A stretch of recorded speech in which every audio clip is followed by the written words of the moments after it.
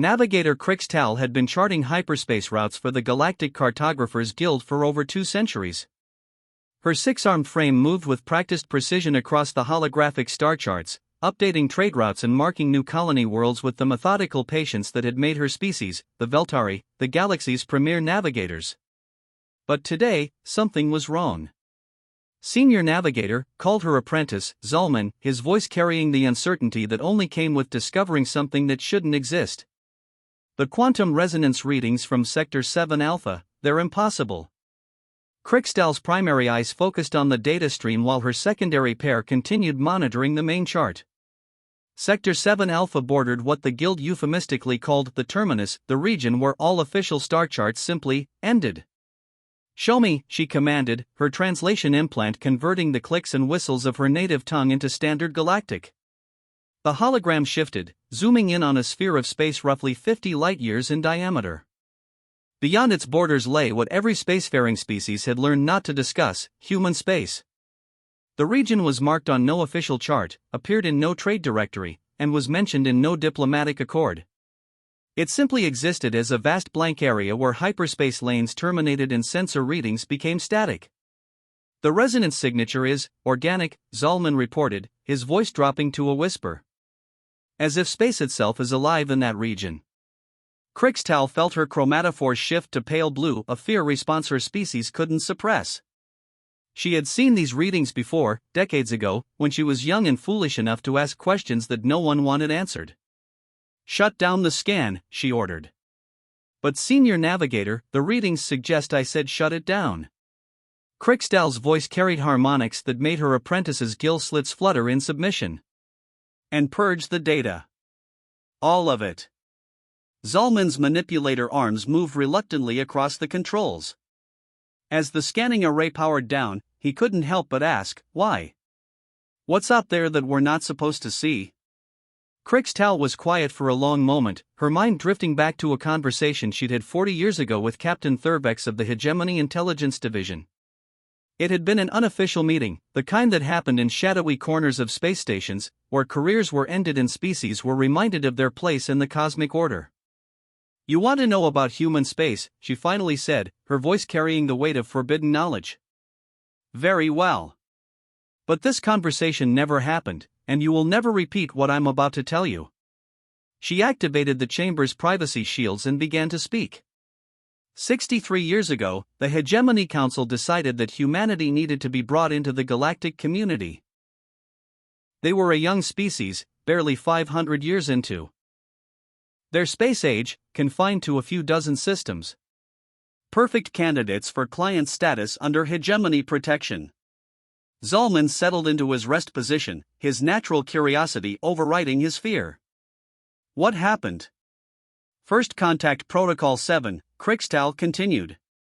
A full diplomatic fleet, 12 dreadnoughts, 50 escort vessels, representatives from 37 member species. The most impressive display of galactic unity ever assembled. They jumped into the Sol system expecting to negotiate with primitive locals. The hologram flickered as she called up classified files that technically didn't exist. Star charts appeared showing the positions of the Hegemony fleet, tactical readouts, communication logs, all marked with security classifications so high they had their own security classifications. The humans met them at the edge of their system. One ship. One. Zalman's chromatophores pulsed with disbelief. Against a full Hegemony fleet? Not just one ship. One person. A human female named Director Sarah Chen.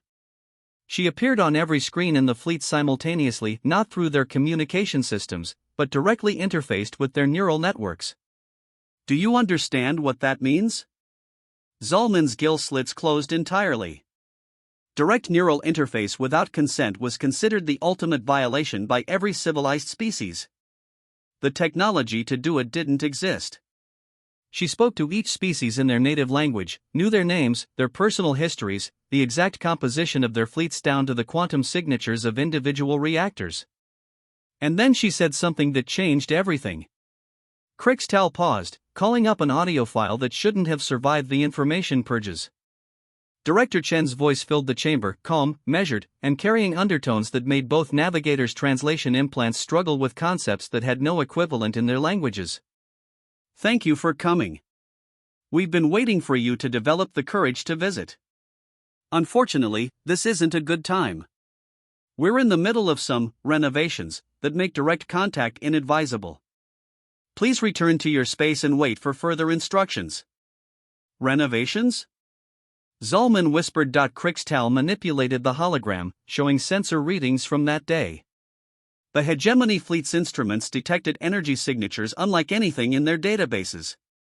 Not weapons, not shields, not engines, but something that seemed to be rewriting the fundamental constants of physics in the space around human worlds. The data was incomprehensible. Planets that registered as both existing and not existing simultaneously. Stars that burned with impossible colors. And throughout it all, a sense that they were being watched by intelligences so vast that the entire Hegemony Fleet was less significant than bacteria. The fleet admiral demanded explanations. Director Chen's response was to show them something that our minds still can't properly process. The hologram shifted to show what appeared to be a recording of space itself. But space was wrong, bent and folded like origami made of reality. Structures existed that had no physical substance yet cast shadows in dimensions that shouldn't exist. And moving through it all were things that the recording equipment had simply failed to capture properly, shapes that suggested intelligence but refused to be defined by three-dimensional physics. She told them that humanity had made contact with something else 50 years earlier. Something from outside our galaxy, outside our reality. And humanity had done what humanity always did when faced with the impossible: they learned from it, adapted to it, and eventually surpassed it. Zalman's chromatophores had gone completely transparent, a defense mechanism when faced with information too dangerous to process. What were they? No one knows. Director Chen called them the gardeners, entities that moved between realities like we move between star systems. They had been watching our galaxy for eons, waiting for a species to evolve beyond three-dimensional thinking. They expected it to take millions of years. Krixtal called up the final file, a recording of Director Chen's last words to the Hegemony Fleet. Humanity achieved transcendence in 73 years. We learned to think in 11 dimensions, to manipulate quantum consciousness, to exist simultaneously across multiple realities. The gardeners didn't expect that. They didn't expect us to surpass them within a single human generation. The recording showed Chen's image beginning to flicker and distort, as if she was existing in multiple dimensions simultaneously. So now we're the gardeners. We're the ones watching and waiting for other species to evolve. And unfortunately, that means we can't directly interfere in your development. But we can protect you from things that would end your chance to grow. Things from outside reality that view consciousness as a disease to be eradicated. That's why the maps end at human space, Krixtal explained to her terrified apprentice. Because what lies beyond isn't space at all.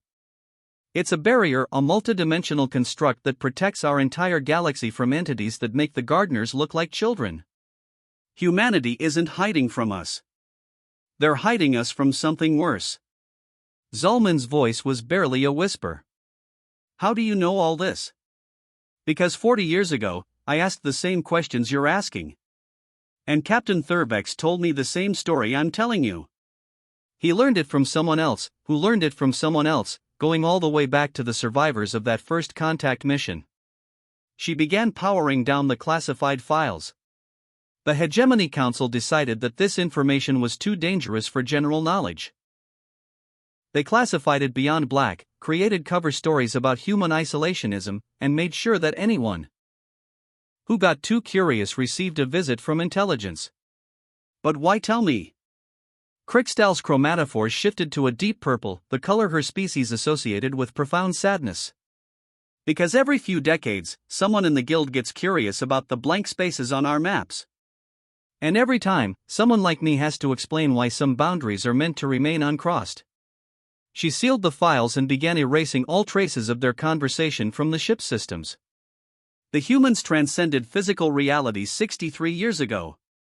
They exist now as multidimensional entities protecting our entire galaxy from threats we can't even perceive. And the price of that protection is that we pretend they don't exist. As the privacy shields powered down, Crixtal delivered her final warning. So when you update the star charts tomorrow, remember that the blank space at Sector 7 Alpha isn't empty. It's full of guardians who sacrificed their humanity to ensure that species like ours get to keep ours. Outside the navigation chamber, the galaxy continued its ancient dance of politics and trade, blissfully unaware that its existence depended on a species that had chosen to become something beyond mortal comprehension rather than allow evil to triumph over innocence. And on the edge of human space, entities that had once been people continued their eternal vigil, watching the darkness between realities for signs that the things beyond were stirring again.